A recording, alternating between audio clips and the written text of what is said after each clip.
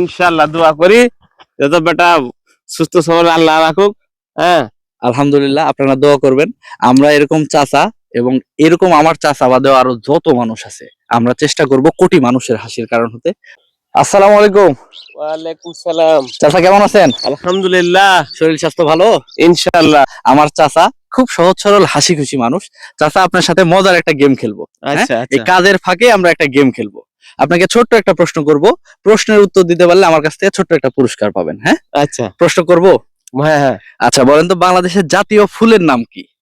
জাতীয় ফুলের নাম শাপলা। শাপলা। আলহামদুলিল্লাহ, চাচা তো সঠিক উত্তর দিয়ে হ্যাঁ। দিছে।